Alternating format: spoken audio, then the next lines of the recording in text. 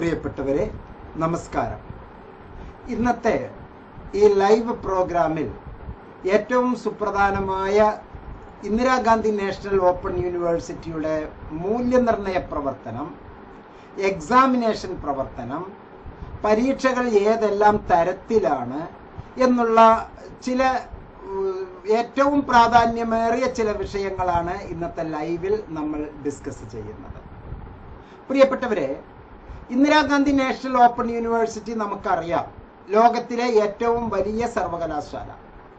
ഈ സർവകലാശാലയിലെ കഴിഞ്ഞ ദിവസങ്ങളിൽ നമുക്കുണ്ടായിരുന്ന കുറച്ച് പ്രശ്നങ്ങൾ, നമ്മുടെ ഇടയിൽ ഉണ്ടായിരുന്ന കുറച്ച് ചർച്ചകൾ, ഇതൊന്ന് മാറ്റിമറിക്കാൻ വേണ്ടിയാണ്, അത് നിങ്ങളുടെ മുമ്പിൽ ഒന്ന് ഓർമ്മിപ്പിക്കാൻ വേണ്ടിയാണ് ഞാൻ ഈ വീഡിയോയിൽ വന്നിരിക്കുന്നത്. സത്യത്തിൽ നമ്മളുടെ വിദ്യാർത്ഥിനികൾക്ക് ഇപ്പോഴും ഓപ്പൺ ആൻഡ് ഡിസ്റ്റൻസ് ലേണിംഗ് എന്താണ്, ഓൺലൈൻ ലേണിംഗ് എന്താണ് എന്ന് വ്യക്തമായ ധാരണയില്ല. ഓപ്പൺ ആൻഡ് ഡിസ്റ്റൻസ് ലേണിംഗ് എന്ന് പറയുന്നതും ഓൺലൈൻ ലേണിംഗ് എന്നുള്ളതും തമ്മിൽ കൂട്ടിക്കുഴയ്ക്കുന്ന പല സ്വഭാവവുമുണ്ട്. സ്വാഭാവികമായും അഡ്മിഷൻ സമയത്ത് കൃത്യമായി ഇത് മനസ്സിലാകുകയും അതുകൊണ്ട് തന്നെ ജീവിതത്തിലുടനീളം ആ ഒരു ലേണിംഗ് പീരീഡിൽ പൂർണ്ണമായി ഇവർ ഈ സംശയങ്ങൾ കൊണ്ട് നടന്ന് അവസാനം പരീക്ഷയ്ക്ക് അപ്ലൈ ചെയ്യുന്ന നേരത്ത് തെറ്റായി അപ്ലൈ ചെയ്യുന്ന പ്രവണതകളും ഇതിൻ്റെ ഇടയിലുണ്ട്. ഇന്ന് തന്നെ 3-4 കേസുകൾ ഇങ്ങനത്തത് വന്നത് കൊണ്ടാണ് ഇന്ന് ഈ വിഷയം ഞാൻ ലൈവ് ഡിസ്കസ് ചെയ്യുന്നത്. അങ്ങനെ ചെയ്യാമെന്ന് ധരിച്ചതും അതുകൊണ്ട് തന്നെയാണ്. പൊതുവെ കുട്ടികൾ എല്ലാവരും മനസ്സിലാക്കി വച്ചിരിക്കുന്നത് ഓൺലൈനിലാണ് ഇഗ്നോ എല്ലാ പ്രോഗ്രാമും നൽകിക്കൊണ്ടിരിക്കുന്നത് എന്നാണ്.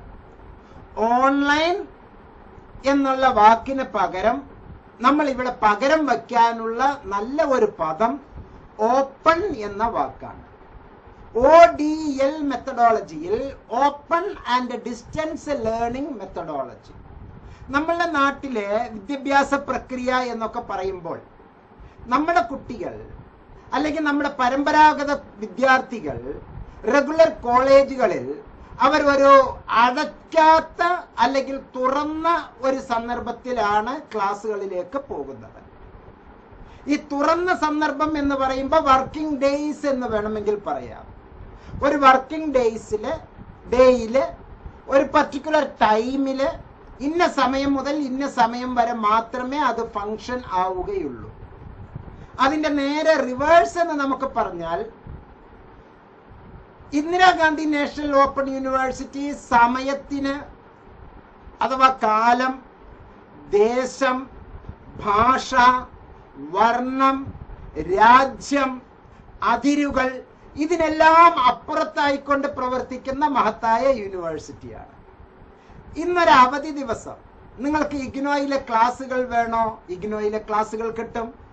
അതാണ് ഓപ്പൺ, തുറന്നിരിക്കുന്നത്. തമിഴിൽ ചൊല്ലുവതാണ് തിറந்த വെളി, തുറന്ന, നോട്ട് ക്ലോസ്ഡ്. ആ ഒരു അർത്ഥത്തിലാണ് ഇവിടെ ഓപ്പൺ എന്ന വാക്കിന് അർത്ഥം. നോട്ട് ക്ലോസ്ഡ്, ഇത് അടച്ചിട്ടില്ല, മറിച്ച് ഓപ്പൺ ആണ്. അഡ്മിഷൻ സമയത്ത്, കൗൺസിലിംഗ് സമയത്ത്, അഡ്മിഷനോടനുബന്ധിച്ചുള്ള സംശയത്തിന്റെ സമയത്ത്, അതിന്റെ അസൈൻമെന്റിന്റെ സമയത്ത്, പഠനത്തിന്റെ സമയത്ത്, പഠന പ്രക്രിയയുടെ സമയത്ത്.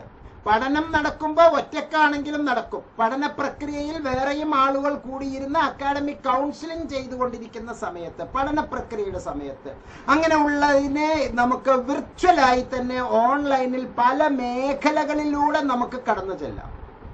അതിൽ ഒരു മേഖലയാണ് ഡിജിറ്റൽ ചാനലുകളിലൂടെ നമുക്കുള്ള ഇൻഫർമേഷൻ, സ്വയംപ്രഭ ചാനലുകളിലൂടെയുള്ള വിദ്യാഭ്യാസം. അതുപോലെ തന്നെ യൂട്യൂബിലൂടെ ക്ലാസ്സുകൾ, ഓൺലൈനിൽ ക്ലാസ്സുകൾ, ഇങ്ങനെയുള്ള ഫേസ്ബുക്ക് ക്ലാസ്സുകൾ, ലൈവ് ക്ലാസ്സുകൾ, ഇതെല്ലാം നമുക്ക് നമ്മുടെ സൗകര്യം അനുസരിച്ച് കിട്ടും. ഇപ്പോൾ ഒരു ഉദാഹരണം പറഞ്ഞാൽ, ഈ വീഡിയോ തന്നെ നമ്മൾ ലൈവായി കാണുന്നു.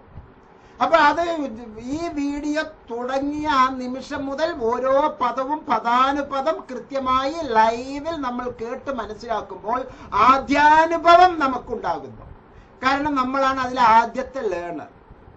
ഇത് റെക്കോർഡ് ചെയ്ത് മറ്റൊരു സന്ദർഭത്തിൽ പുനഃസംപ്രേഷണം ചെയ്യുമ്പോൾ ഈ വീഡിയോയിൽ പങ്കെടുക്കാത്തവർ ഈ സന്ദർഭത്തിൽ ലൈവായി കേൾക്കാത്തവർക്ക് മറ്റ് സന്ദർഭങ്ങളിൽ അവിടെ കേട്ട് മനസ്സിലാക്കാം. അവിടെ മനസ്സിലാക്കുമ്പോൾ രണ്ട് തരത്തിലുള്ള ഗുണവുമുണ്ട്, രണ്ട് തരത്തിലുള്ള ദോഷവുമുണ്ട്. ഇവിടെ ലൈവ് ആണെങ്കിൽ ചാറ്റ് ബോക്സ് ഫ്രീ ആണ്. നിങ്ങൾക്ക് ചാറ്റ് ചെയ്ത് ഇപ്പോൾ തന്നെ സംശയങ്ങൾ ചോദിക്കാം. അവിടെയും ചാറ്റ് ബോക്സ് ഉണ്ട്. ലൈവിൽ ടിവിയിൽ നിങ്ങൾക്ക് യൂട്യൂബിൽ ലൈവ് വീഡിയോ എടുത്ത് ഞാൻ വീണ്ടും പുനഃസംപ്രേഷണം നടത്തുമ്പോൾ അവിടെ നിങ്ങൾക്ക് കമന്റ് ബോക്സിൽ വന്ന് കമന്റ് ഇടാം, ചോദ്യങ്ങൾ ചോദിക്കാം.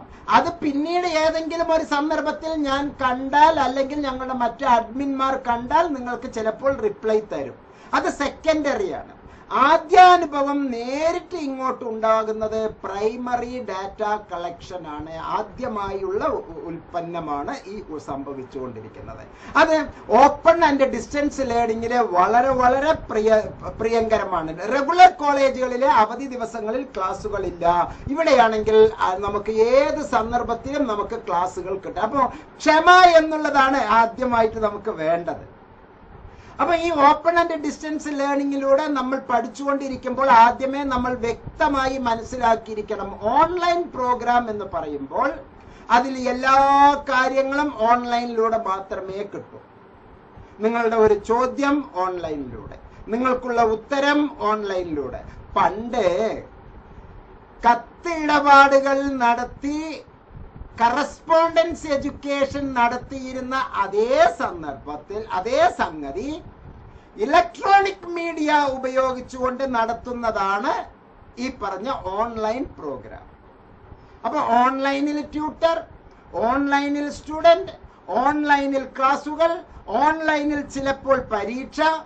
കാരണം എന്താണ് ഞാൻ അവിടെ ചിലപ്പോൾ പറഞ്ഞത്? ഇനിയും ഓൺലൈൻ ക്ലാസ്സുകളിലെ കുട്ടികൾക്കുള്ള യഥാർത്ഥ പരീക്ഷകൾ എങ്ങനെ വേണമെന്ന് വ്യക്തമായ ഒരു തീരുമാനം UGC എടുത്തിട്ടില്ല. അതുകൊണ്ടാണ് ഞാൻ ആ വാക്ക് കൃത്യമായി താങ്കളെ അറിയിക്കാത്തത്, പറയാത്തത്. ഒരു എഡ്യൂക്കേഷണൽ കൗൺസിലർ എന്നുള്ള നിലക്ക് എനിക്ക് നിങ്ങളെ അറിയിക്കാനുള്ളത് അളന്ന് തൂക്കി മുറിച്ച് കൃത്യതയോടുകൂടി തന്നില്ല എങ്കിൽ ഞാൻ ഒരു വലിയ നഷ്ടക്കച്ചവടം ചെയ്യുന്ന വ്യക്തിയാണ്. എനിക്കുള്ള ലാഭമല്ല കേട്ടോ ഞാൻ പറയുന്നത്, പൊതുസമൂഹത്തിനുണ്ടാകുന്ന ലാഭക്കുറവ് അഥവാ നഷ്ടമാണ് ഞാൻ പറഞ്ഞു വരുന്നത്. അപ്പോൾ ഓപ്പൺ ആൻഡ് ഡിസ്റ്റൻസ് ലേണിംഗിലെ വിദ്യാർത്ഥിനികൾ കൃത്യമായി മനസ്സിലാക്കുക, നമ്മൾ ഓപ്പൺ ആണ്, തുറന്നതാണ്, ഏത് സന്ദർഭത്തിലും നമുക്ക് ഉപയോഗിക്കാം, എവിടെ ഇരുന്നും നിങ്ങൾക്ക് കേൾക്കാം. എൻ്റെ ഈ വാക്കുകൾ ഞാൻ പാലക്കാട് ജില്ലയിലെ വടക്കഞ്ചേരിയിലെ ഒരു വീട്ടിലിരുന്നോ ഒരു സ്ഥാപനത്തിലിരുന്നോ ഞാൻ ചെയ്യുകയാണെങ്കിൽ പോലും ലോകത്ത് എവിടെയെല്ലാം ഇന്റർനെറ്റ് ആക്സസ് ആകുന്നുണ്ടോ അവിടെയെല്ലാം നിങ്ങളുടെ വാതിൽ പടിക്കൽ, നിങ്ങളുടെ വിരൽ തുമ്പിൽ എന്നെ ലഭ്യമാണ്. അതാണ് ഈ ഓപ്പൺ ആൻഡ് ഡിസ്റ്റൻസ് ലേണിംഗ് മെത്തേഡിന്റെ പ്രത്യേകത. അപ്പൊ നമ്മളുടെ വിഷയം എന്ന് പറയുമ്പോൾ നമുക്ക് പഠന പ്രക്രിയയിൽ ഒന്നാം ഘട്ടത്തിലൂടെ പഠനമെല്ലാം കഴിഞ്ഞ് നമ്മൾ ഇനി പരീക്ഷയ്ക്ക് തയ്യാറാകുമ്പോൾ പരീക്ഷയ്ക്ക് എങ്ങനെയാണ് നമ്മൾ സ്മാർട്ട് ആകേണ്ടത് എന്നുള്ളതാണ് ഇന്നത്തെ നമ്മളുടെ പ്രധാന ചിന്താ വിഷയം. അഥവാ how to score good marks in exams. I will give you 10 psychological techniques. ഒരുങ്ങാം നമുക്ക് വളരെ സ്മാർട്ടായി. ഈ വർത്തമാനത്തിന് ഇടയിൽ താങ്കൾക്ക് എന്നോട് ചോദിക്കാം, ചാറ്റ് ബോക്സിൽ താങ്കൾക്ക് ചാറ്റ് ചെയ്യാം, താങ്കൾക്ക് ചോദിക്കാം.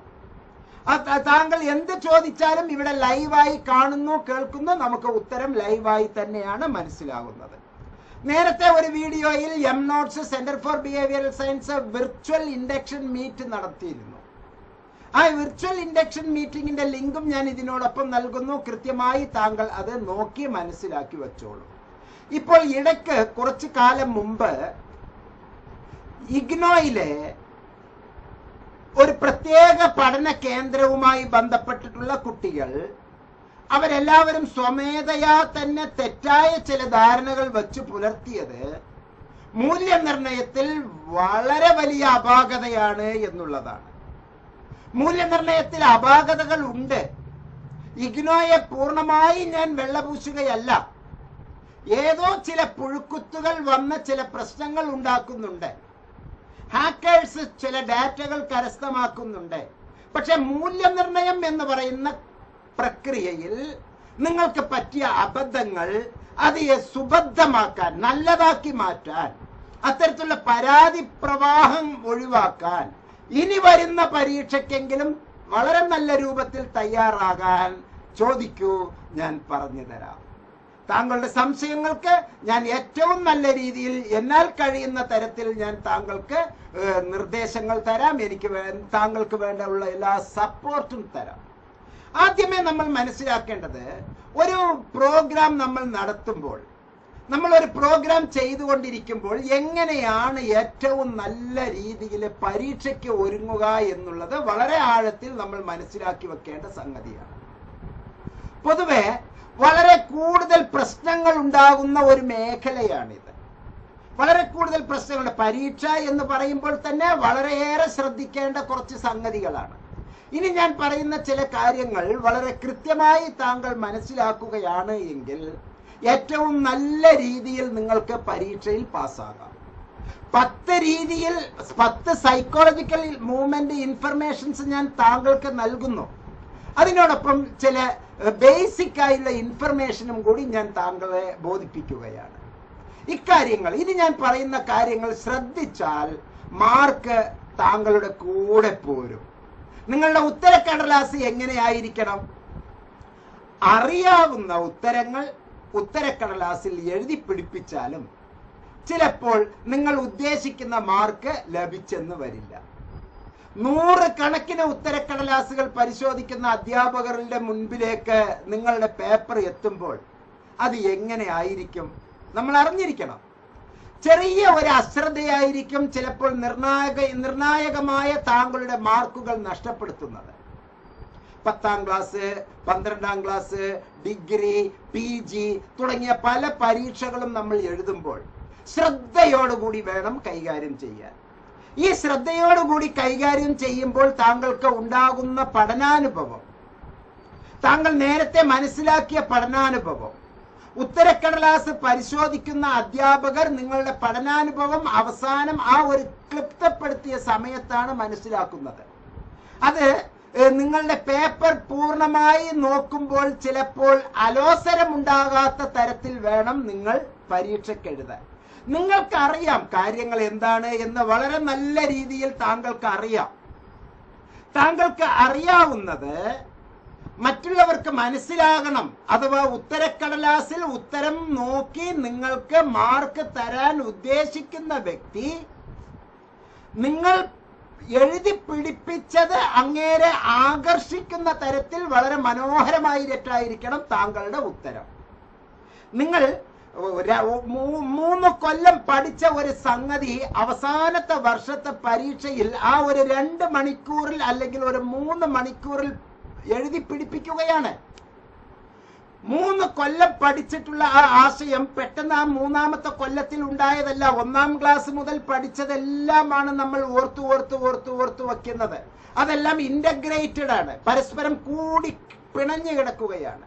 ആ കൂടിപ്പിണഞ്ഞ ആശയങ്ങൾ നിങ്ങളുടെ മനസ്സിലുള്ള നിങ്ങളുടെ അറിവ് എന്ന് പറയുന്ന യഥാർത്ഥ സംഗതിയെ താങ്കൾ അക്ഷരത്തിലൂടെ എഴുതി പിടിപ്പിച്ച് അത് മറ്റൊരാൾക്ക് ബോധ്യപ്പെട്ട് എന്നിട്ട് അയാൾ തരുന്ന മാർക്കാണ് താങ്കൾക്ക് കിട്ടുന്ന യഥാർത്ഥ മാർക്ക്. ആ മാർക്കാണ് താങ്കളുടെ ജീവിതം തന്നെ മാറ്റിമറിക്കുന്ന സംഗതി. അങ്ങനെ ജീവിതം മാറ്റിമറിക്കുമ്പോൾ നിങ്ങളുടെ മാർക്കുകൾ എത്രത്തോളം വളരെ ഏബിൾ ഉള്ളതായിരിക്കണം, എത്രത്തോളം ഖനമുള്ളതായിരിക്കണം, എത്രത്തോളം ഗാംഭീര്യമുള്ളതായിരിക്കണം. അങ്ങനെയുള്ള പിടിപ്പിക്കൽ എന്ന് പറഞ്ഞാൽ വലിയ വലിയ ബോൾഡ് ലെറ്ററിൽ എഴുതി വെക്കണം എന്നല്ല കേട്ടോ ഈ പറഞ്ഞതിന്റെ അർത്ഥം. ആശയങ്ങൾ ക്ലിപ്തം കോംപ്രിഹെൻസ്ഡ് ലിമിറ്റഡായി ഭംഗിയായി എഴുതി പൂർത്തിയാക്കി ഫലിപ്പിക്കാൻ കഴിയണം. ചെറിയ ഒരു അശ്രദ്ധയായിരിക്കും ചിലപ്പോൾ നിർണായകമായ മാർക്കുകൾ നഷ്ടപ്പെടുത്തുക. കയ്യക്ഷരം മുതൽ ഉത്തരത്തിന്റെ ഘടനയിൽ വരെ നിങ്ങൾ പലതും ശ്രദ്ധിക്കേണ്ടതുണ്ട്. ഉത്തരക്കടലാസ് പരിശോധിക്കുന്ന അധ്യാപകർക്ക് നിങ്ങളുടെ പേപ്പർ നോക്കുമ്പോൾ ഒരു കാരണവശാലും അലോസരമുണ്ടാവരുത്. മനോഹരമായ ഒരു ഉത്തരക്കടലാസ് എങ്ങനെയായിരിക്കണം എന്ന് നമുക്ക് പറയാം, നമുക്ക് ഡിസ്കസ് ചെയ്യാം. വിഷയം ഏതായാലും ഹെഡിങ്ങുകളും സബ് ഹെഡിങ്ങുകളും അടിവരയിട്ട് നമ്മൾ വളരെ ഭംഗിയാക്കി എഴുതുക. ഒരു പരീക്ഷയ്ക്ക് നമ്മൾ എഴുതുമ്പോൾ എല്ലാം കൂടി ഇങ്ങനെ കുറിക്ക് ഒരു പാരഗ്രാഫ് പോലെ വലിയ വലിയ പാരഗ്രാഫായിട്ട് എഴുതരുത്. ചെറിയ ചെറിയ ചെറിയ ചെറിയ കഷ്ണങ്ങളായി ഇടക്കിടക്ക് നല്ല ഗ്യാപ്പ് കൊടുത്ത് നമ്മൾ തിങ്ങി നിറഞ്ഞ ഒരു ടൗണില് ഒരു സംഗതി കണ്ടുപിടിക്കാൻ എത്ര പാടാണ്. അതേ നേരം കുറച്ച് വിശാലമായ ഒരു ടൗൺ ആണെങ്കിലോ അവിടെ നമ്മളുടെ ഉദ്ദേശിക്കുന്നത് കണ്ടുപിടിക്കാൻ എത്ര എളുപ്പമാണ്. ഒരു ATM അന്വേഷിച്ച് ഒരു ടൗണിന്റെ അകത്തേക്ക് പോകുമ്പോൾ, ഗല്ലികളിലേക്ക് പോകുമ്പോൾ നമുക്ക് ഭ്രാന്തിന്റെ അങ്ങേയറ്റം പിടിക്കും. പക്ഷെ ഇത്തിരി വിശാലമായ ഒരു സ്ഥലമൊക്കെയാണ് എങ്കിൽ, അങ്ങനെയുള്ള ഒരു ഗ്രാമീണ അന്തരീക്ഷത്തിലാണ് എങ്കിൽ നമുക്ക് പെട്ടെന്ന് ഇവിടെ എന്തിനും ഒരു ഡിസ്റ്റൻസ് ഉണ്ടാകുന്നത് നല്ലതാണ്. അത് ഏത് വിഷയമായിക്കോട്ടെ. വിഷയം ഏതായാലും ഹെഡിങ്ങുകൾക്കും സബ് ഹെഡിങ്ങുകൾക്കും അടിവരയിടുന്നത് നല്ലതായിരിക്കും. കൂടുതൽ ആകർഷകമാക്കുന്നതിന് പുറമെ അത് ശ്രദ്ധ പിടിച്ചു പറ്റാൻ സഹായിക്കും. അതുകൊണ്ട് തന്നെ നിങ്ങൾ പേന കൊണ്ട് എഴുതുമ്പോൾ അണ്ടർലൈനിന് ചുവന്ന മഷിയോ പച്ച മഷിയോ വയലറ്റ് മഷിയോ ഉപയോഗിക്കുന്നതിൽ ഒരു തെറ്റുമില്ല. രണ്ട് പുറത്തിലും എഴുതുമ്പോൾ മറ്റേ പുറത്തിൽ അത് ഫലിക്കരുത് എന്ന് മാത്രമേ ഉള്ളൂ. കറുപ്പിൽ മാത്രമേ എഴുതാവൂ, നീലയിൽ മാത്രമേ എഴുതാവൂ എന്നില്ല. പൊതുവെ നമ്മൾ മാർക്ക് ഇടാൻ റെഡാണ് യൂസ് ചെയ്യുന്നത്. അത് അങ്ങനെ ശീലിച്ചു പോയി നമ്മൾ. അപ്പൊ നിങ്ങളുടെ ഹെഡിങ്ങുകളിലെല്ലാം എഴുതുന്നത് വേണമെങ്കിൽ ബുള്ളറ്റ് ഒക്കെ കൊടുത്ത് ഭംഗിയായി താങ്കൾക്ക് ഹെഡിങ് കൊടുക്കാം. അതിൽ നല്ല രൂപത്തിൽ പെൻസിൽ കൊണ്ട് അടിവരയിടാം, അല്ലെങ്കിൽ ചുവന്ന മഷി കൊണ്ട് അടിവരയിടാം. ഹെഡിങ്ങുകളും അതുപോലെ തന്നെ സബ് ഹെഡിങ്ങുകളും വളരെ നല്ല രീതിയിൽ ചെയ്തു വെക്കുക. പുറമെ വേഗത്തിൽ ശ്രദ്ധ പിടിച്ചു പറ്റാൻ അത് വളരെയേറെ സഹായിക്കും. മാത്രമല്ല ഉത്തരക്കടലാസ് അധ്യാപകർക്ക് എളുപ്പത്തിൽ പോയിന്റുകൾ കാണാനും അത് സാധിക്കും. ചിലർ ഓടിപ്പോയിക്കൊണ്ടിരിക്കും. ജമ്പിങ് റീഡിങ്ങിലൂടെയാണ് ഞാനൊക്കെ വരുന്നത്. ഞാൻ കഴിഞ്ഞ 31 കൊല്ലത്തെ അധ്യാപന ജീവിതത്തിലെ ഇഷ്ടംപോലെ പേപ്പർ വാല്യുവേഷൻ ക്യാമ്പുകൾ നടത്തിയിട്ടുണ്ട്. 300-ൽ കൂടുതൽ അധ്യാപകർ വന്ന് ഒരു ദിവസം ഓരോരുത്തരും 26 പേപ്പർ വീതം നോക്കുമ്പോൾ എത്രയായിരിക്കും? 4000-ഓളം പേപ്പറുകളെല്ലാം തന്നെ 4000, 5000 പേപ്പറുകൾ ഒരു ദിവസം മൂല്യനിർണ്ണയം നടത്തുന്ന ക്യാമ്പ് കോർഡിനേറ്ററായി പ്രവർത്തിച്ചിട്ടുള്ള അനുഭവമുള്ള ഒരു വ്യക്തിയാണ് മുഹമ്മദ് മുബാറക് മാസ്റ്റർ. അത്തരത്തിലുള്ള ക്യാമ്പുകളിലൂടെ വേണം ഇഗ്നോയുടെയും പരീക്ഷയ്ക്ക് മൂല്യനിർണ്ണയം നടത്തേണ്ടത് എന്ന് ഞാൻ പൊതുവേദികളിൽ, പ്രത്യേകിച്ച് എൻ്റെ ആ മാർക്കിൽ പ്രശ്നമുള്ള കുട്ടികളോട് ഞാൻ വളരെ സ്നേഹപുരസരം അവരോട് പറഞ്ഞിട്ടുണ്ട്. ഇപ്പൊ ചുരുക്കത്തിൽ ഉത്തരക്കടലാസുകളിലെ ആ ഉത്തരങ്ങൾ കാണുമ്പോൾ തന്നെ നമുക്ക് മാർക്ക് ഇട്ടുകിടാം. അങ്ങനെ ചെയ്യണമെങ്കിൽ പ്രിയപ്പെട്ടവരെ, നിങ്ങൾ നേരത്തെ അത് പ്രാക്ടീസ് ചെയ്തിട്ടുള്ളതായിരിക്കണം. ഒരു 2-3 മോക്ക് എക്സാം നിങ്ങൾ ഇതിനു മുമ്പ് ചെയ്തിട്ടുള്ളവരായിരിക്കണം. അല്ലാതെ പെട്ടെന്നൊരു സുപ്രഭാതത്തിൽ 3 കൊല്ലത്തിൽ ഞാൻ ഭയങ്കര തിരക്ക് പിടിച്ച ജീവിതത്തിലായിരുന്നു, അതുകൊണ്ട് പരീക്ഷയുടെ ആ 1 മണിക്കൂർ മുമ്പ് മാത്രം ഞാൻ വായിച്ചു, ആ 1 മണിക്കൂർ ശേഷം ഞാൻ അത് എഴുതുന്നു. 1/2 മണിക്കൂർ മുമ്പ് 1 മണിക്കൂർ മുമ്പ് വായിച്ചിട്ട് എന്ത് പിടിപ്പിക്കാൻ പറ്റും? ഇപ്പോൾ നമ്മൾ ഡിസ്കസ് ചെയ്യുന്നത് 1 കൊല്ലം കഴിഞ്ഞിട്ട് പ്രയോഗിക്കാനുള്ളതാണ് എങ്കിൽ ഈ പറയുന്ന അനുഭവങ്ങളെല്ലാം നിങ്ങൾക്ക് വീണ്ടും വീണ്ടും വീണ്ടും വീണ്ടും പ്രാക്ടീസ് ചെയ്യുമ്പോൾ ഒരു ചോദ്യ പേപ്പർ മുന്നിൽ കയ്യിൽ കിട്ടുമ്പോൾ പരീക്ഷ ഹാളില് ഉത്തരം താനെ അങ്ങ് പോരും. വളരെ മനോഹരമായിട്ട് നമുക്ക് എഴുതാൻ പറ്റും. ഇത് ആദ്യമായിട്ട് പരീക്ഷാ ഹാളിൽ വെച്ച് ആദ്യമായി പരീക്ഷ എഴുതുമ്പോൾ ഉണ്ടാകുന്ന അവസ്ഥ ആകെ തെറ്റുകളുടെ കൂമ്പാരമായിരിക്കും. ഒരു 4-5 പരീക്ഷ എഴുതിയിരിക്കണം അതേ വിഷയം. നിങ്ങളുടെ ജീവിതത്തെ തന്നെ മാർക്ക് ലിസ്റ്റിൽ മാർക്കുകളാക്കി ക്രമപ്പെടുത്തിയിരിക്കുകയാണ് പ്രിയപ്പെട്ട സുഹൃത്തുക്കളെ. 1 മാർക്ക് കിട്ടാൻ വളരെ കഷ്ടപ്പെടേണ്ടതുണ്ട്. 50% മാർക്ക് വളരെ എളുപ്പത്തിൽ ഒരു ആവറേജ് സ്റ്റുഡന്റിന് വാങ്ങിക്കാൻ പറ്റും. 50 കഴിഞ്ഞുള്ള ആ 55ാമത്തെ മാർക്ക് കിട്ടാൻ നമ്മൾ ഇതുവരെ പഠിച്ചതിന്റെ അത്രയും പ്രയോഗിച്ചാലേ ആ അവസാനത്തെ 5 മാർക്ക് കൂടുതൽ കിട്ടുകയുള്ളൂ. ആ 55 കിട്ടിയ ഒരു വ്യക്തിക്ക് 60ലേക്ക് എത്തണമെങ്കിൽ നിങ്ങൾ ഇതുവരെ പഠിച്ചിട്ടുള്ള സംഗതികളുടെ 2 ഇരട്ടി ഇനിയും സമയം കണ്ടെത്തിയാലേ താങ്കൾക്ക് കൂടുതൽ കൂടുതൽ പ്രയോഗിക്കാൻ പറ്റുകയുള്ളൂ. ചുരുക്കത്തിൽ ഓരോന്നും അതിരുകൾ നിശ്ചയിച്ച് അടിവരയിട്ട് മനോഹരമായി ഹെഡിങ്ങുകളും സബ് ഹെഡിങ്ങുകളും എഴുതുക. അതുപോലെ തന്നെ ഉത്തരക്കടലാസിന്റെ വലതുഭാഗത്തായി 2 ഇഞ്ച് വിട്ട് ബോർഡർ ലൈന് വരയ്ക്കണം. സാധാരണ ആരും ചെയ്യാറില്ല, ആരും ചെയ്യാത്ത സംഗതിയാണ്. ഞാൻ ഒരു ഉദാഹരണം പറഞ്ഞു തരാം. സപ്പോസ് നമ്മൾ ഒരു പരീക്ഷ എഴുതുന്ന ഒരു പേപ്പർ ഇതാണ് എന്നിരിക്കട്ടെ. എല്ലാ പേപ്പറിലും ഈ 2 വലതുഭാഗം, ഈ വലതുഭാഗത്ത് ഒരു 2 ഇഞ്ച് ഗ്യാപ്പ് വിട്ടോളൂ. 2 ഇഞ്ച് ഗ്യാപ്പ് വിട്ടോളൂ. ഇവിടെ ഉത്തരം ഇങ്ങനെ എഴുതും, ഇവിടെ മാർജിൻ നിങ്ങൾക്ക് വരും. ഇഗ്നോയിലെ ബുക്കുകളിലെല്ലാം തന്നെ പ്രിന്റ് ആയിട്ടാണ് വരിക, ലൈൻ ഇട്ടിട്ടുണ്ടാവും. ഒരു ബുക്ക്ലെറ്റ് ആണ് ഈ തരുന്നത്. നിങ്ങൾക്ക് വേണമെങ്കിൽ ഈ ഭാഗത്ത് റഫ് വർക്കുകൾ ചെയ്യാനുള്ള ഗ്യാപ്പുകൾ കൊടുക്കാം. പേപ്പർ കിട്ടിയ ഉടനെ തന്നെ ആ പേപ്പറിനെ മൊത്തം ഒന്നിങ്ങനെ മടക്കുക. മൊത്തം ഇങ്ങനെ മടക്കിയാൽ നിങ്ങൾക്ക് ഹെഡിങ്, നിങ്ങൾക്ക് മാർജിൻ പോലെയായി. അപ്പൊ ഇവിടെ നമുക്ക് റഫ് വർക്കുകൾ വളരെ ഭംഗിയായിട്ട്, അപ്പൊ അതിന് അതിരുകൾ കൃത്യമായി നിശ്ചയിക്കണം. ഉത്തരക്കടലാസിന്റെ വലത് ഭാഗത്തെ 2 ഇഞ്ച് വിട്ട് ബോർഡർ ലൈൻ വരയ്ക്കാം. ഇത് റഫ് വർക്കുകൾ ചെയ്യാനുള്ള സ്ഥലമാണ്. കണക്കിന്, കെമിസ്ട്രിക്ക്, ഫിസിക്സിന്, എക്കണോമിക്സിന്, ചിലപ്പോൾ മ്യൂസിക്കിനടക്കം ഇത്തരത്തിലുള്ള സംഗതികൾ നമ്മൾ എഴുതി പിടിപ്പിക്കുന്നത് വളരെ നല്ലതായിരിക്കും, സഹായകരമാകും. പേപ്പറിന്റെ പല ഭാഗങ്ങളിലായി കണക്കുകൾ ചെയ്ത് നോക്കുന്നതിലും നല്ലതാണ് ഈ ഒരു ഭാഗത്ത് മാത്രമായി കണക്കുകൾ ചെയ്യും. അപ്പോൾ നിങ്ങൾ ഇങ്ങനെയാണ് ചെയ്തു വച്ചിരിക്കുന്നത്. അതുപോലെ തന്നെ മനോഹരമായ ചിത്രങ്ങളും ചാർട്ടുകളും നമുക്ക് ഉപയോഗിക്കാം. നിങ്ങൾ എഴുതുന്ന ഉത്തരങ്ങളെ പിന്തുണയ്ക്കുന്ന തരത്തിലെ ചിത്രങ്ങളോ ചാർട്ടുകളോ ഗ്രാഫുകളോ ഉൾപ്പെടുത്താൻ കഴിയുമെങ്കിൽ ഉറപ്പായും അവ ഉൾപ്പെടുത്തുക. ഇതിലൂടെ ആ ഉത്തരത്തിൽ നിങ്ങൾക്ക് അവഗാഹം എത്രത്തോളമാണെന്ന് അധ്യാപകർക്ക് മനസ്സിലാക്കാൻ കഴിയും, അവർക്ക് നിങ്ങൾ മനസ്സിലാക്കി കൊടുക്കാൻ കഴിയും. എന്നാൽ ഉത്തരവുമായി ബന്ധമില്ലാത്ത ചിത്രങ്ങളോ ചാർട്ടുകളോ ഉൾപ്പെടുത്തിയാൽ ഗുണത്തേക്കാൾ ഏറെ ദോഷം ചെയ്യുമെന്ന് മനസ്സിലാക്കുക. അതുപോലെ തന്നെ ബുള്ളറ്റുകൾ കൊടുത്ത് അല്ലെങ്കിൽ ചില പ്രത്യേക മാർക്കുകൾ കൊടുത്ത് പോയിന്റുകളാക്കാം. നീണ്ട ഒരു ഉപന്യാസം വായിച്ചു പോകുന്നതിനേക്കാൾ നല്ലത്, ഏറ്റവും നല്ലത്, നീണ്ട ഉപന്യാസങ്ങൾക്ക് പകരം നമുക്ക് ചെറിയ ചെറിയ പോയിന്റുകളാക്കി മാറ്റാം. ഞാൻ അതിനെപ്പറ്റി ഒന്ന് ആഴത്തിൽ ഞാൻ താങ്കളോട് പറഞ്ഞു തരാം, എങ്ങനെയാണ് ഈ പോയിന്റുകളാക്കിയിട്ട് നിശ്ചയിക്കുക എന്നുള്ളത്. പോയിന്റുകളായി നിശ്ചയിക്കുന്ന കാര്യം, suppose statistics is the science. നിങ്ങൾ എല്ലാവരെയും ഞാൻ ഇപ്പോൾ പഠിപ്പിക്കാൻ പോവുകയാണ് കേട്ടോ, ഈ ലൈവ് വീഡിയോയിൽ പഠിപ്പിക്കാൻ പോവുകയാണ്. നിങ്ങൾ ഉത്തരം പറയും, ഈ ചാറ്റ് ബോക്സിൽ നിങ്ങൾ ഉത്തരം നിർബന്ധമായും പറഞ്ഞിരിക്കും. സ്റ്റാറ്റിസ്റ്റിക്സ് എല്ലാവരും പഠിച്ചിരിക്കേണ്ടതാണ്. 8ാം ക്ലാസ് മുതൽ നമ്മൾ അത് പഠിക്കുന്നു. സാംഖ്യികം എന്നുള്ള രൂപത്തിൽ സ്റ്റാറ്റിസ്റ്റിക്സ് നമ്മൾ പഠിക്കുന്നു. ഡിഗ്രിക്കും സ്റ്റാറ്റിസ്റ്റിക്സ് പഠിക്കുന്നു, PGക്കും സ്റ്റാറ്റിസ്റ്റിക്സ് പഠിക്കുന്നു, എക്കണോമിക്സിന്, കൊമേഴ്സിന്, MBAക്ക്, MCAക്ക്, MSc മാത്സിന്, സ്റ്റാറ്റിസ്റ്റിക്സിന്, ഫിസിക്സിന്, ജിയോഗ്രഫിക്ക്, PhDക്ക് അടക്കം എല്ലാറ്റിലും നമ്മൾ സ്റ്റാറ്റിസ്റ്റിക്സ് പഠിക്കുകയാണ് സുഹൃത്തുക്കളെ. ആ സ്റ്റാറ്റിസ്റ്റിക്സിന്റെ ഡെഫിനിഷൻ 1 മിനിറ്റിൽ ഞാൻ താങ്കളെ പറയിപ്പിക്കാം. ഇതിന്റെ അകത്ത് ഇപ്പോൾ 4 പേരെ ഉള്ളൂ എങ്കിലും എല്ലാവരും നമുക്ക് കൃത്യമായി സ്റ്റാറ്റിസ്റ്റിക്സിന്റെ ഡെഫിനിഷൻ ഇപ്പൊ പറയും. അത് നിങ്ങൾ പ്രയോഗിക്കൂ. പക്ഷെ അവസാന നിമിഷത്തിൽ സ്റ്റാറ്റിസ്റ്റിക്സ്, അയ്യോ എന്റെ സ്റ്റാറ്റിസ്റ്റിക്സ് എന്ന് പറഞ്ഞു പോയാൽ അത് വലിയ ബുദ്ധിമുട്ടായിരിക്കും. Statistics is the science. Statistics is the science. Statistics is the science which deals with. Statistics is the science which deals with.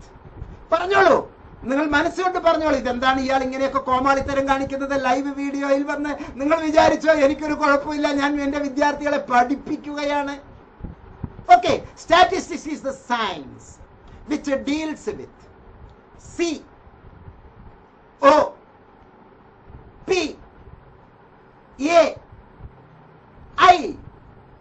Statistics is the science which deals with C. Statistics is the science which deals with O. Statistics is the science which deals with P. Statistics is the science which deals with A. Statistics is the science which deals with I. Chat box il കഴിയാവുന്നവർ എഴുതിക്കോളൂ. Which is statistics is the science which deals with C, O, P, A, I. Statistics is the science which deals with the COPAI. Simple. Statistics is the science which deals with the C, O, P, A, I. ഇയാൾ എന്ത് കോപ്പാണ് ഈ പറഞ്ഞുകൊണ്ടിരിക്കുന്നത് എന്ന് ചിന്തിക്കേണ്ട, അത് കോപ്പയാണ്. Statistics is the science which deals with C. എഴുതിക്കോളൂ, type ചെയ്തോളൂ. Deals with C, O, P, A, I. എന്താണ് സി? Collection of data. ദത്തങ്ങളുടെ ശേഖരണം. വിവരങ്ങൾ ശേഖരിക്കുന്നത്. നിങ്ങൾ ഇപ്പോൾ കണ്ടുകൊണ്ടിരിക്കുന്നത് എന്നിൽ നിന്ന് വിവരങ്ങൾ ശേഖരിച്ചുകൊണ്ടിരിക്കുകയാണ്. ആ ദത്തങ്ങൾ പല രൂപത്തിലാണ് ശേഖരിക്കുന്നത്. നമ്മൾ ഒരു കടയിൽ പോയിട്ട് സാധനങ്ങൾ വാങ്ങിച്ച് നമ്മൾ പെട്ടിയിലെടുത്ത് ഇടുന്നത് പോലെ, ട്രോളിയിലെടുത്ത് ഇടുന്നത് പോലെ, സൂപ്പർ മാർക്കറ്റിൽ ഒരു ട്രോളിയിലെടുത്ത് ഇടുന്നത് പോലെ കളക്ഷൻ, ഒരു സഞ്ചിയിലെടുത്ത് ഇടുന്നത് പോലെ, നിങ്ങൾ പോക്കറ്റിലെടുത്ത് ഇടുന്നത് പോലെ, നിങ്ങൾ ബാഗിലെടുത്ത് ഇടുന്നത് പോലെ collection collection collection collection. Statistics is the science which deals with collection of data. വിവരങ്ങളുടെ ദത്തങ്ങളുടെ ശേഖരമാണ് കളക്ഷൻ ഓഫ് ഡാറ്റ. പിന്നെ അവിടെ വന്നതിന് ശേഷം നിങ്ങൾ ഒരു മാളിൽ പോയിട്ടോ വീട്ടിലെത്തിയതിനു ശേഷമോ നിങ്ങൾ അത് എന്ത് ചെയ്യുന്നു? ഓർഗനൈസ് ചെയ്യുന്നു. കളക്ട് ചെയ്തപ്പോൾ എല്ലാം കൂടിക്കുഴഞ്ഞിരുന്ന സാധനത്തിനെ ഓർഗനൈസ് ചെയ്യുന്നു. Organisation. Statistics is the science which deals with organisation of data. Statistics is the science deals with organization of data. Collection of data. C, organization of data. O, then presentation of data. എല്ലാം ഭംഗിയായ രൂപത്തിൽ present ചെയ്യുന്നത്, അവതരിപ്പിക്കുന്നത്. ഇവിടെ ഞാൻ അവതരിപ്പിക്കുന്നത് എങ്ങനെയാണ്? വീഡിയോയിലൂടെ അവതരിപ്പിക്കുന്നു. നിങ്ങൾ എങ്ങനെയാണ് ടെക്സ്റ്റ് മെസ്സേജായി അവതരിപ്പിക്കുന്നു. ചിലരത് എങ്ങനെയാണ് പിക്ചറായി അവതരിപ്പിക്കുന്നു. ചിലരത് എങ്ങനെയാണ് ചാർട്ടായി അവതരിപ്പിക്കുന്നു. ചിലരതിനെങ്ങനെയാണ് ടേബിളായി അവതരിപ്പിക്കുന്നു. ചിലർ മേഘങ്ങളായി അവതരിപ്പിക്കുന്നു. അങ്ങനെ പല പല പല പല രൂപത്തിൽ അവതരിപ്പിക്കുന്നു. ഓറലായി അവതരിപ്പിക്കുന്നു, സംഗീതമായി അവതരിപ്പിക്കുന്നു, ചിത്രമായി അവതരിപ്പിക്കുന്നു, ബുള്ളറ്റായി അവതരിപ്പിക്കുന്നു. ഇതെല്ലാം അവതരിപ്പിക്കുന്നതാണ് പ്രസന്റേഷൻ. മാപ്പായിട്ട് അവതരിപ്പിക്കുന്നത്, കാർട്ടോഗ്രാഫ്. ഓക്കെ, അങ്ങനെ പല രൂപത്തിൽ. അപ്പൊ statistics is the science which deals with c, collection of data. O, organisation of data. P, presentation of data. And analysis of data. Analyse ചെയ്യുകയാണ്, അപഗ്രഥിക്കുകയാണ്, കാരണസഹിതം അത് ഇങ്ങനെ കൂലങ്കുഷമായി ചിന്തിച്ച് അത് കാര്യങ്ങൾ കൃത്യമായി എന്താണ് എന്ന് മനസ്സിലാക്കുകയാണ്. By using different formulas. പലതരത്തിലുള്ള ഫോർമുല ഉപയോഗിച്ചുകൊണ്ട്, സൂത്രവാക്യങ്ങൾ ഉപയോഗിച്ചുകൊണ്ട്, ചില സൂത്രങ്ങളും ചില വാക്യങ്ങളും ഉപയോഗിച്ചുകൊണ്ട് നമ്മൾ അതിനെ അനാലിസിസ് നടത്തുന്നു. അപ്പോൾ ആദ്യം വിവരശേഖരണം, കളക്ഷൻ ഓഫ് ഡാറ്റ, പിന്നെ അത് ഓർഗനൈസ് ചെയ്യുന്നു.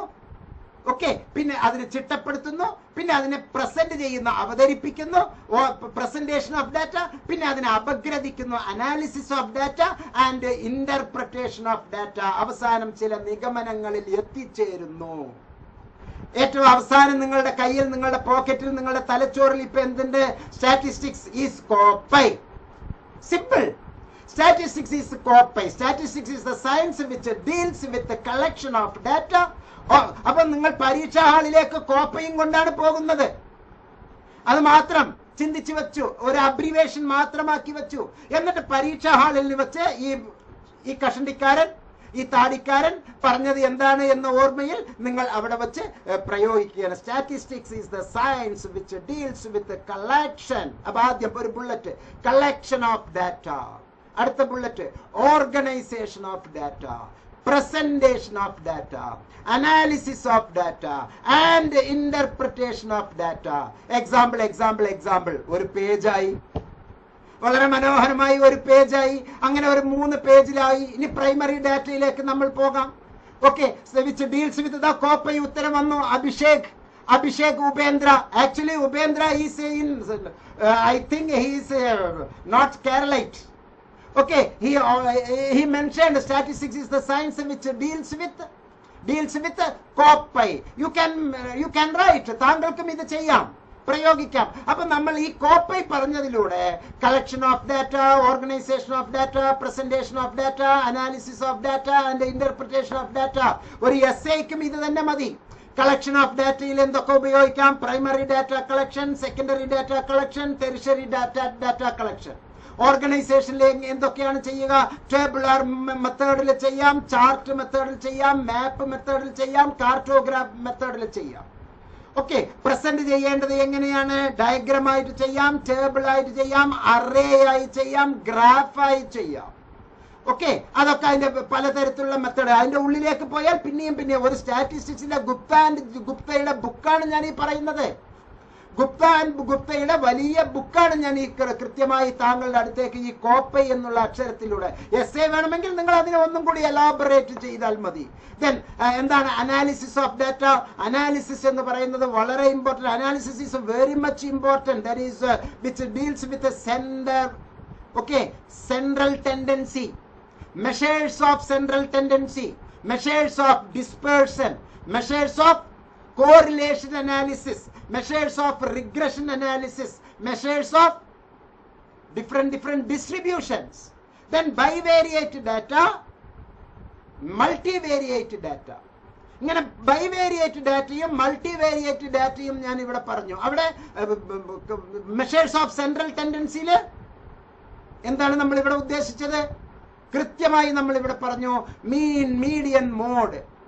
ഹയറായി പഠിക്കുന്നവർക്ക് മീൻ ഡീവിയേഷൻ, സ്റ്റാൻഡേർഡ് ഡീവിയേഷൻ ഒക്കെ വരുന്നതിന് മുമ്പേ ഈ മീനിൽ തന്നെ arithmetic mean, harmonic mean, okay, arithmetic mean ഉണ്ട്, ഹാർമോണിക് മീൻ ഉണ്ട്. അതും അവർക്ക് കൃത്യമായി അവിടെ മനസ്സിലായി.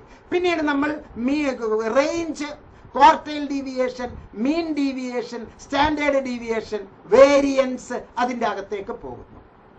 പിന്നെ correlation analysis, regression analysis, least square analysis എന്നൊക്കെ പറഞ്ഞ് നമ്മൾ പോകുന്നു. പിന്നെ ഡിസ്ട്രിബ്യൂഷനിലേക്ക് പോകുന്നു. Normal distribution, chi square distribution, Poisson distribution, അങ്ങനെ പല തരത്തിലുള്ള ഡിസ്ട്രിബ്യൂഷൻ, സ്റ്റുഡന്റ് ടി ഡിസ്ട്രിബ്യൂഷൻ എന്നൊക്കെ പറഞ്ഞ് നമ്മൾ ഡിസ്ട്രിബ്യൂഷന്റെ അടുത്തേക്ക് ഇങ്ങനെ പോയി. ഇതൊക്കെ ഏതിലാണ്? Analysis of data. അവസാനം നമ്മൾ ഐയിലേക്ക് എത്തി, ഇന്റർപ്രിട്ടേഷനിലേക്ക് എത്തി. അതെ, that is the conclusion, interpretation. Yes, ഈ വീഡിയോ പൂർണ്ണമാകുന്നതിന്റെ ഉള്ളിൽ ഞാൻ ഇത്ര പേർക്ക് സ്റ്റാറ്റിസ്റ്റിക്സിനെ പറ്റി മനസ്സിലാക്കി കൊടുക്കും. എന്റെ പരീക്ഷ ഞാൻ എഴുതി പൂർത്തിയാക്കുമ്പോൾ എനിക്ക് 80% മാർക്ക് കിട്ടാനുള്ള തന്തുക്കൾ, ആവശ്യമായ ചേരുവകൾ ഞാൻ ആ പരീക്ഷാ പേപ്പറിൽ ഞാൻ കൃത്യമായി ഫുൾഫിൽ ചെയ്തിരിക്കും. അതിന് ഞാൻ എന്ത് ചെയ്യണം? ആദ്യമേ പ്രാക്ടീസ് ചെയ്തിരിക്കണം. I want to repeat, repeat, rehearsal. അങ്ങനെ റിഹേഴ്സൽ ചെയ്യുമ്പോഴാണ് അത് റീഇൻഫോഴ്സ് ആയി മാറുക, പ്രബലപ്പെടുക, നമ്മുടെ ഉത്തരങ്ങളിലേക്ക് ഉറച്ചു നിൽക്കുക. അങ്ങനെ ഉറച്ച ഉത്തരങ്ങൾ പുഞ്ചിരിയോടുകൂടി പരീക്ഷാ ഹാളിൽ എഴുതി നമ്മളത് പ്രതിഫലിപ്പിക്കുമ്പോൾ അണ്ടർലൈൻ ചെയ്യാൻ മറക്കരുത്, ബുള്ളറ്റ് കൊടുത്ത് എഴുതാൻ മറക്കരുത്, ചാർട്ടായും മാപ്പായും പട്ടികയായും എഴുതാൻ അത് മറക്കരുത്. നല്ല ഏറ്റവും ഇമ്പോർട്ടന്റ് ആയിട്ടുള്ള മറ്റൊരു പോയിന്റാണ്, നിങ്ങൾ കൃത്യമായി വെട്ടിത്തിരുത്തലുകൾ ഒന്നും ചെയ്യാതിരിക്കുക. വെറുതെ ഇങ്ങനെ കറബറാന്ന് വെട്ടിത്തിരുത്തരുത്. അത് ഒരാളുടെ സ്വഭാവത്തെ കാണിക്കുകയാണ്. നിങ്ങൾക്ക് ഒരു എണ്ണം വെട്ടണമെന്നുണ്ടോ? ഒറ്റ വെട്ട്, ഒറ്റ കീറ്, തീർന്നു. ഒരു പേജ് മൊത്തം നിങ്ങൾക്ക് വെട്ടണോ? ഒറ്റ കീറ്. അതിനെ വെട്ടി തലങ്ങും വിലങ്ങും എഴുതി നിങ്ങളുടെ സ്വഭാവത്തെ അതുപോലെ കാണിച്ചു വെക്കരുത്. ഉത്തരം എഴുതുമ്പോൾ തെറ്റ് സംഭവിച്ചാൽ ആ വാക്കിൽ അല്ലെങ്കിൽ ആ വാചകത്തിന് മീതെ ഒരൊറ്റ വര വരച്ച് വെട്ടുക. അതല്ലാതെ കൂടുതൽ വരച്ച് വെറുതെ വെട്ടിത്തിരുത്താൻ പോകരുത്. ഇത് ഉത്തരക്കടലാസിനെ ആകെ അലങ്കോലമാകും. മറ്റൊരു സുപ്രധാനമായ സംഗതികളെ ചിത്രങ്ങളും ചാർട്ടുകളും ചെയ്യുമ്പോൾ അതിൻ്റെ അകത്ത് ബുള്ളറ്റുകളും കൂടി മനോഹരമായിട്ട് ചെയ്യുക. കൈയക്ഷരം ഒരേപോലെ. എനിക്ക് തന്നെ 3 തരം കൈയക്ഷരമാണ്. ചിലപ്പോൾ ഞാൻ ഇങ്ങനെ ചരിച്ചെഴുതും, ചിലപ്പോൾ ഇങ്ങനെ ചരിച്ചെഴുതും, ചിലപ്പോൾ ഒന്നിച്ചെഴുതും. കഴിയുന്നത്ര ഒരേ ലെവലിൽ എഴുതുക. ചരിച്ചാണ് നിങ്ങൾ എഴുതുന്നതെങ്കിൽ അത് മുഴുവനും ചരിച്ചെഴുതുക. ഇങ്ങനെയാണ് എഴുതുന്നതെങ്കിൽ അത് ഇങ്ങനെ തന്നെ എഴുതുക. നിങ്ങൾ ലംബമായിട്ടാണ് എഴുതുന്നതെങ്കിൽ ലംബമായിട്ട് തന്നെ എഴുതുക. ഓരോ വരിയിലും എത്ര വാക്കുകൾ വേണം, ഓരോ വാക്കിലും എത്ര അക്ഷരങ്ങൾ വേണം, ഇതൊക്കെ അളന്ന് തിട്ടപ്പെടുത്തി എന്ന് പറഞ്ഞാൽ ആ പരീക്ഷാ ഹാളിൽ വെച്ചിട്ട് കൃത്യമായി 200 വാക്ക്, 100 വാക്ക്, 500 വാക്ക് എന്ന് എണ്ണി തിട്ടപ്പെടുത്തി സമയം കളയരുത്. ഇതൊക്കെ നേരത്തെ നമ്മൾ ചെയ്ത് ശീലിച്ചിരിക്കണം. പരമാവധി നല്ല കൈയക്ഷരത്തിൽ പരീക്ഷ എഴുതാൻ ശ്രമിക്കുക. മോശം കൈയക്ഷരമാണെങ്കിൽ അത് നന്നാക്കിയെടുക്കാനുള്ള ശ്രമങ്ങൾ അടിയന്തരമായി നടത്തുക. ഉത്തരക്കടലാസിന്റെ തുടക്കം മുതൽ ഒടുക്കം വരെ ഒരേ രീതിയിൽ തന്നെ എഴുതാൻ ശ്രദ്ധിക്കണം. ഈ എഴുതുമ്പോൾ നിർബന്ധമായും പേജ് നമ്പർ കൃത്യമായി കൊടുത്തു പോവുക. ഒരു ഷീറ്റ് വാങ്ങിച്ചു, ഉടൻ പേജ് നമ്പർ എഴുതി. അടുത്ത ഷീറ്റ് വാങ്ങിച്ചു, ഉടൻ പേജ് നമ്പർ എഴുതി. ഷീറ്റ് വാങ്ങിച്ചു, നിങ്ങളുടെ എൻറോൾമെന്റ് നമ്പർ എഴുതി, കൃത്യമായി ബാക്കിയുള്ള കാര്യങ്ങൾ എഴുതി വെച്ചു. കൃത്യമായ സന്ദർഭത്തിലെ മാർജിനിലെ ചോദ്യ നമ്പറുകൾ കാണിക്കുക, സബ് നമ്പറുകൾ കൃത്യമായി കാണിക്കുക, കൺഫ്യൂഷൻ ഇല്ലാതിരിക്കുക. ചെയ്യുക. എല്ലാം തന്നെ ഒരേ അസെൻഡിങ് ഓർഡറിൽ എഴുതണമെന്ന് ഒരു നിർബന്ധവുമില്ല. നിങ്ങൾക്ക് അറിയാവുന്നത് ആദ്യമേ എഴുതുക. ഉത്തരം എഴുതുമ്പോൾ ചോദ്യ പേപ്പറിൽ നൽകിയിരിക്കുന്ന അതേ നമ്പർ തന്നെ ഉത്തരത്തിലും നൽകാൻ പ്രത്യേകം ശ്രദ്ധിക്കുക. അയ്യോ, ഞാൻ ആ നമ്പർ മാറ്റിപ്പോയേ, ആര് തരും? ആരും തരില്ല. 0 മാർക്ക് കിട്ടും. നിങ്ങളുടെ ഈ ചെറിയ അബദ്ധങ്ങളാണ്. ചിലപ്പോൾ നിങ്ങൾ PG ചെയ്യുന്ന ആളായിരിക്കും, മണ്ടത്തരം ചെയ്തിട്ടായിരിക്കും വന്നിട്ട് രാത്രി മുഴുവൻ ഇരുന്ന് കഷ്ടപ്പെട്ടുകൊണ്ടിരിക്കുക. നിങ്ങളുടെ ജീവിതം തന്നെ മാറ്റിമറിക്കുന്ന ചില നമ്പറുകളാണ് ഇത്തരത്തിലുള്ള നമ്പറുകൾ. ഓക്കെ, ഒന്നാമത്തെ ചോദ്യത്തിനുള്ള ഉത്തരം എഴുതുമ്പോൾ 2 എന്ന് എഴുതിയാൽ നിങ്ങളുടെ സംഖ്യ മാറിപ്പോയി, നിങ്ങളുടെ ജീവിതത്തിന്റെ തലവര തന്നെ മാറിപ്പോകും. അപ്പൊ ഉത്തരം എഴുതുമ്പോൾ ചോദ്യ പേപ്പറിൽ നൽകിയിരിക്കുന്ന അതേ നമ്പർ തന്നെ ഉത്തരത്തിലും നൽകാൻ പ്രത്യേകം ശ്രദ്ധിക്കണം. ഇതിനെല്ലാം ഏറ്റവും നിങ്ങൾ ഒരു പരീക്ഷ എഴുതുമ്പോൾ അതിന് ടൈം എങ്ങനെയാണ് അലോട്ട് ചെയ്യേണ്ടത് എന്ന് കൃത്യമായി നമ്മൾ കണക്കാക്കണം. എസ്എ ടൈപ്പ് ക്വസ്റ്റിന് പരമാവധി ഞാൻ 20 മിനിറ്റ്, 3 ക്വസ്റ്റ്യനാണ് എനിക്ക് എഴുതാനുള്ളത്. 3, 20, 60 മിനിറ്റ്, 1 മണിക്കൂറിൽ ഞാൻ എസ്എ എഴുതുന്നു. 5 പാരഗ്രാഫ് ക്വസ്റ്റ്യനാണ് എഴുതേണ്ടത്. 5 പാരഗ്രാഫ് ക്വസ്റ്റ്യന് ഞാൻ 15 മിനിറ്റ് വെച്ച് അല്ലെങ്കിൽ 10 മിനിറ്റ് വെച്ച് ഞാൻ ഈ 5 എണ്ണം എഴുതും. 15 മിനിറ്റ് വെച്ച് ഞാൻ ഈ 5 എണ്ണം എഴുതും. 15, 45 മിനിറ്റില് ഞാൻ ഈ പറഞ്ഞ 5 എണ്ണവും എഴുതി തീർക്കും. 3 മിനിറ്റില് ഞാൻ ഒരു ഷോർട്ട് ക്വസ്റ്റ്യൻസിന്റെ ഉത്തരം എഴുതും. അങ്ങനെ 15 മിനിറ്റിൽ ഞാൻ അതിന്റെ 5 എണ്ണത്തിന്റെയും ഉത്തരം എഴുതിയിരിക്കും. ചുരുക്കത്തിൽ 3 മണിക്കൂർ പേപ്പർ ഞാൻ 2.25 മണിക്കൂറിൽ എഴുതി തീർക്കും. ആദ്യമായി ബിരിയാണി വെക്കുന്ന ആൾ നല്ല കഷ്ടപ്പെടും. പക്ഷെ ബിരിയാണി നന്നായി വെക്കുന്ന വീട്ടമ്മ, ചായ നന്നായിട്ട് വെക്കുന്ന അമ്മ 3 മിനിറ്റ് കൊണ്ട് 4 മിനിറ്റ് കൊണ്ട് ചായ വെക്കും. പക്ഷെ നമ്മൾ ചായ വെക്കുമ്പോൾ വളരെ പ്രയാസങ്ങൾ ഉണ്ടാവും. അപ്പൊ ശീലിക്കുക, പരിശീലിക്കുക. Practice is the only the answer to get a high score. നിങ്ങളാണ് അതിന്റെ തലവര മാറ്റേണ്ടത്. അപ്പൊ ഉത്തരം എഴുതുമ്പോൾ ചോദ്യ നമ്പർ കൃത്യമായി കൊടുക്കുക, കൂടുതൽ പ്രാക്ടീസ് ചെയ്യുക. അതുപോലെ തന്നെ വളരെ ഇമ്പോർട്ടന്റ് ആയിട്ട് ആവശ്യത്തിനുള്ള സ്ഥലം വിടുക. ഒരു ചോദ്യം എഴുതി, ആ ഒരു ചോദ്യം കഴിഞ്ഞതിന് ശേഷം ഒരു 4 or 5 ലൈൻ എഴുതാനുള്ള ഗ്യാപ്പ് വിടുക. പ്രിയപ്പെട്ടവരെ, ഈ വർത്തമാനം പറയുമ്പോൾ പ്രത്യേകിച്ച് എനിക്ക് താങ്കളോട് പറയാനുള്ളത് ഇഗ്നോ ഇപ്പോൾ നടത്തുന്ന പരീക്ഷകളിലെല്ലാം ഒരു ബുക്ക്ലെറ്റ് മാത്രമാണ് ആൻസർ എഴുതാൻ തരിക. ആ ബുക്ക്ലെറ്റിന്റെ അകത്ത് എല്ലാം എഴുതിയിരിക്കണം. അപ്പൊ അഡീഷണൽ പേപ്പർ തരികയേ ഇല്ല. അപ്പൊ നിങ്ങൾ ലാത്തി അടിച്ച് പോകരുത്. അപ്പൊ അളന്ന് തൂക്കി മുറിച്ച് വേണം നിങ്ങൾ ഉത്തരം എഴുതാൻ. അപ്പൊ ഏകദേശം 30 പേജുള്ള ഒരു ബുക്ക്ലെറ്റ് ആണ് തരുന്നത് എങ്കിൽ 30 പേജുള്ള ഒരു ബുക്ക്ലെറ്റ് നേരത്തെ നിങ്ങൾ വീട്ടിൽ പ്രാക്ടീസ് ചെയ്യുക. 30 പേജ് 15 ഷീറ്റുള്ള ഒരു ബുക്ക്ലെറ്റ് പോലെ ഒന്ന് ആക്കി അതിലെ ഫ്രണ്ട് പേജ് പോലെ എല്ലാം നമ്മുടെ നോട്ട്സിലെ വീഡിയോസിലെ ലഭ്യമാണ്. അക്കാര്യങ്ങളെല്ലാം ലഭ്യമാണ്. അത് കൃത്യമായി നമ്മൾ വച്ച് മനസ്സിലാക്കിയിട്ട് വേണം പോകാൻ. അങ്ങനെ നമ്മൾ ഭംഗിയായി അത് എഴുതി കൊണ്ടുപോകണം. അങ്ങനെ എഴുതി ശീലിക്കുമ്പോൾ അപ്പൊ വലതുഭാഗത്ത് മാർജിൻ ഇട്ടിട്ട് ചെയ്യണം എന്ന് പറഞ്ഞത്, ബുള്ളറ്റ് കൊടുക്കണം എന്ന് പറഞ്ഞത്, ഗ്രാഫ് വരയ്ക്കണം എന്ന് പറഞ്ഞത്, ഡയഗ്രാം വരയ്ക്കണം എന്ന് പറഞ്ഞത്, ഒരേപോലെ എഴുതണം എന്ന് പറഞ്ഞത്, നല്ല കയ്യക്ഷരമാകണം എന്നൊക്കെ പറഞ്ഞത്, ഇതെല്ലാം ഞാൻ പിന്നെ ചെയ്യാം. എന്തായാലും 11 മാസം കഴിഞ്ഞു, ഇനി അടുത്ത കൊല്ലം ചെയ്യാം. എന്തായാലും 3 കൊല്ലം ഞാൻ ചെയ്തില്ല, ഇനി അടുത്ത കൊല്ലം ചെയ്യാം. എന്തായാലും ഈ ജന്മത്തിൽ ചെയ്തില്ല, ഇനി ഞാൻ അത് അങ്ങോട്ട് ഒഴിവാക്കാം. സൈക്കോളജിസ്റ്റുകൾ അടക്കം ഒഴിവാക്കുന്നതാണ് ഇക്കാലഘട്ടത്തിൽ.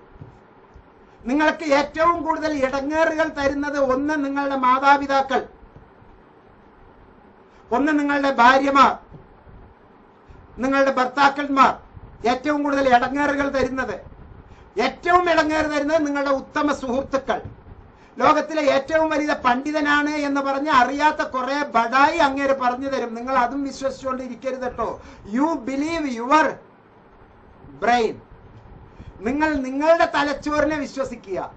You believe your brain and your activity. നിങ്ങളാണ് ചെയ്ത് ശീലിക്കേണ്ടത്, അല്ലാതെ നാട്ടുകാരല്ല ചെയ്ത് തരേണ്ടത്. അപ്പൊ നേരത്തെ ശീലിക്കുക. വേറെ ഒരു ചെറിയ ഒരു ഉദാഹരണം പറഞ്ഞു തരാം. നല്ല പണിക്കാരന് നല്ല പണി കിട്ടിക്കൊണ്ടേയിരിക്കും, അല്ലെങ്കിൽ നല്ല പണി കിട്ടും. ഉത്തരത്തിലെല്ലാം പണി എന്നുള്ള ഒറ്റ 2 അക്ഷരമുള്ള ഒരു വാക്ക്, പണി. നല്ല പണി കിട്ടിക്കൊണ്ടേയിരിക്കും. അർത്ഥം മാറി. നല്ല പണി കിട്ടും. അർത്ഥം മാറി. അപ്പൊ നിങ്ങൾക്ക് പണി വേണോ, എങ്ങനത്തെ പണിയായിരിക്കണം എന്ന് നിങ്ങളാണ് തീരുമാനിക്കേണ്ടത്. സോ നല്ല രീതിയിൽ നമ്മളുടെ വർത്തമാനങ്ങൾ, നല്ല രീതിയിൽ നമ്മുടെ പ്രവർത്തനങ്ങൾ, നല്ല രീതിയിൽ നമ്മുടെ മറ്റുള്ളവർക്ക് മനസ്സിലാക്കി കൊടുക്കുന്ന ആ ഒരു അവസ്ഥ നമുക്ക് ഉണ്ടാകണം എന്നുള്ളത് പ്രത്യേകം മനസ്സിലാക്കി ചെയ്യുക. അപ്പോൾ നമ്മൾ ഈ കാര്യങ്ങൾ വളരെ നല്ല രീതിയിൽ മനസ്സിലാക്കുക. ആവശ്യത്തിന് സ്ഥലം വിടണം. അപ്പൊ ആവശ്യത്തിന് സ്ഥലം വിടണം എന്ന് പറയുമ്പോൾ നേരത്തെ പ്രാക്ടീസ് ചെയ്യുന്ന 30 പേജുള്ള 40 പേജുള്ള ആ വർക്ക് ബുക്കിൽ നേരത്തെ ചെയ്ത് ശീലിച്ചിട്ട് വേണം നിങ്ങൾ ഇത്തരത്തിലുള്ള സംഗതികൾ ചെയ്യാൻ. ഓരോ ചോദ്യ ഉത്തരത്തിലും ഉത്തരങ്ങൾ എഴുതിയിട്ട് 4-5 ലൈന് വിടണം. കാരണം മൂന്നാമത്തത് നമ്മൾ എഴുതിക്കൊണ്ടിരിക്കുമ്പോൾ ഒന്നാമത് ചെയ്തതിന്റെ ചിലപ്പോൾ എന്തെങ്കിലും തലയിൽ കയറി വരും. ആ പോയിന്റ് ഞാൻ വിട്ടുപോയി, അയ്യോ. അപ്പൊ അത് നേരത്തെ ആ പേജ് മറിച്ചു, അതവിടെ എഴുതി വെച്ചു. ഈ സ്ഥലം വിട്ടില്ല എങ്കിലോ പിന്നിൽ നോക്കുക, PTO പ്ലീസ് ടേൺ ഓവർ അല്ലെ, അല്ലെങ്കിൽ പേജ് ടേൺ ഓവർ, പേജ് മറിച്ച് നോക്കുക എന്നൊക്കെ നമ്മൾ എഴുതി വെക്കാൻ. 12ാമത്തെ പേജിലെ 3ാമത്തെ ലൈനിൽ ഞാൻ ബാക്കി എഴുതി വെച്ചിരിക്കുന്നു എന്നവിടെ എഴുതി വെക്കാൻ പറ്റുമോ? ഉത്തരക്കടലാസ് നോക്കുന്ന ആൾക്ക് ചിരിക്കാൻ ഒരുപാട് വകുപ്പുകൾ ഉണ്ടാകും. വാക്കുകൾക്കിടയിൽ ആവശ്യത്തിന് സ്ഥലം വിടണം. എന്നാൽ സ്ഥലം കൂടിപ്പോകാതെയും പ്രത്യേകം നോക്കണം. 100 കണക്കിന് ഉത്തരക്കടലാസുകൾ പരിശോധിക്കുന്നതിന്റെ കൂട്ടത്തിലായിരിക്കും നിങ്ങളുടെ ഉത്തരക്കടലാസ് അധ്യാപകർ പരിശോധിക്കുന്നത്. അതിനാൽ വൃത്തിയായി അവർക്ക് വായിച്ചെടുക്കാൻ പാകത്തിന് ഉത്തരങ്ങൾ എഴുതി ഫലിപ്പിക്കുക. അങ്ങനെ മനോഹരമായ ഉത്തരങ്ങൾ എഴുതുക മാത്രമാണ് നിങ്ങൾക്ക് ഏറ്റവും നല്ല സംഗതികൾ. I can say in English for my beloved learners how to get centum in exams. As the IGNOU exam 2023 are knocking on the door, appearing students are all gearing up their preparations to get good grades in their IGNOU examinations. And why not? Board exams act as a turning point for candidates toward their professional career. The marks obtained in the exams are the foundation for selecting the prepared stream they want to specialize in. All help them choose a preferred college for further studies in the chosen stream. But cracking the exams with good marks requires a dedicated study plan and effective time management. No wonder students start feeling anxious and often seek tips to get centum in all subjects. My dears, in this video, we will discuss a few tips and tricks that will help you score centum or 100% in all subjects. Keep regarding to know more. Strategies you should follow to score 100% in exams. Listen, my dear learners, the dates for exams 2023 December have been announced.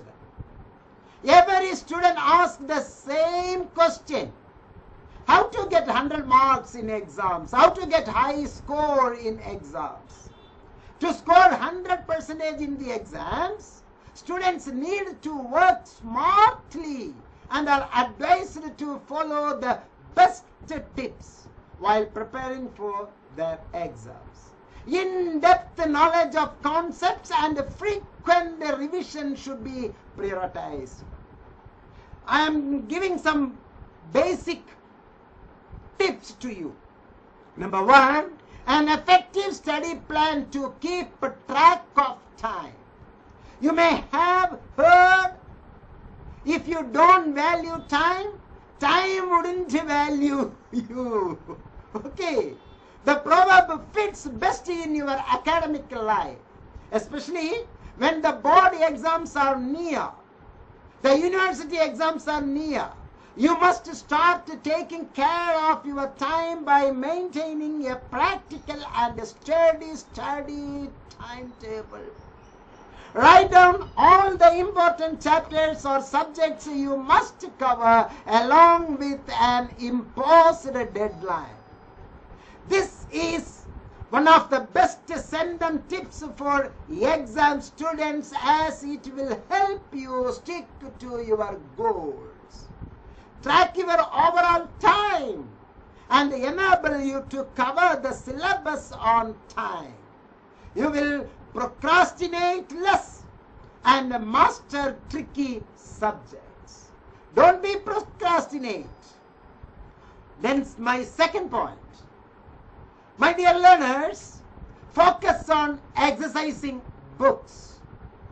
To study smart for your IGNOU or any board exams, you must pick the best material to help you get up your learning. In this occasion, I proudly introducing Center for Behavioral Science, giving you the best Labor India model reference material. If you want the Labor India model reference material, please make a WhatsApp message to 7012461727 number. You just make the WhatsApp. Our team, the entire team of Center for Behavioral Science will lead you, will help you. For a sharp and concept-based study, students are advised to get their hands on books, especially this Labor India model reference material. Although you can refer to additional reference materials also beyond IGNOU book. Books are the most recommended to build a strong grasp of concept. Especially the Labor India model books from Center for Behavioral Science, which is a very beneficiary one, you just understand. Whenever you read a new chapter or topic, practice all related examples, diagrams, flowcharts, and graphs, formulae, etc. Every chapter comes with its exercises at the end. So in our study material, in our Labor India model study material, reference material, solve each of them and revise them daily. It will help you boost your understanding level and clear all your doubts. My point number 3, my dear learners, list out important notes and queries. Developing a habit of building notes of key informations and queries every time you read is the answer if you are seeking how to score 100% in your class. When you note down important pointers like formulae, equations, dates, facts, or people's names in a separate notebook or a flowchart or different color book, it can solve, it can save you loads of time revising things during exams, as well as help you memorize the studies for long. You can also point out doubts, queries while making notes to ask teachers, academic counselors further. Writing notes trains your brain to process information more effectively than mugging up lessons. You know the meaning of mugging up. Okay, you can also use flashcards or maintain a pocket diary to keep important notes handy so that you can revise them anytime. My dear learners, our 4th point, understand concepts instead of cramming. Several students spend hours mugging up their chapters or use different tricks to memorize the important points like formulas for physics, maths, MBA, MCA programs, but soon they forgot. The reason is cramming things without going through the concepts.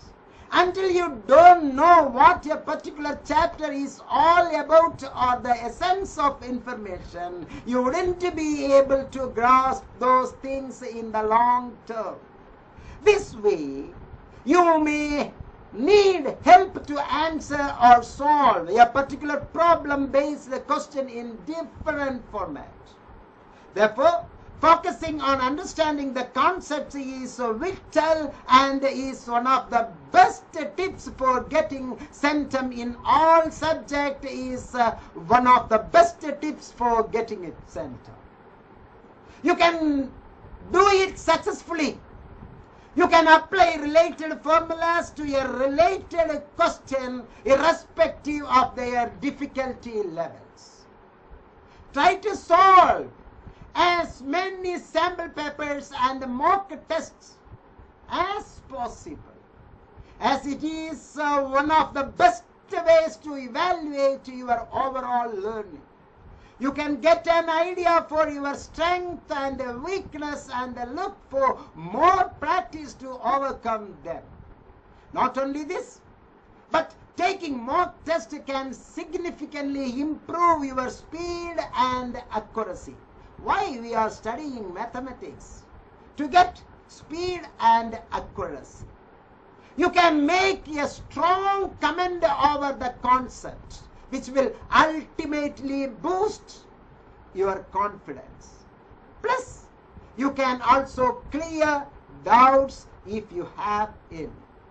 Studying through sample papers is one of the best tips to get a centum in all subjects. At least you can make 3 mock tests for a single subject. It has more advantages as it gives you an idea of the exam pattern and the type of level of difficulty in questions.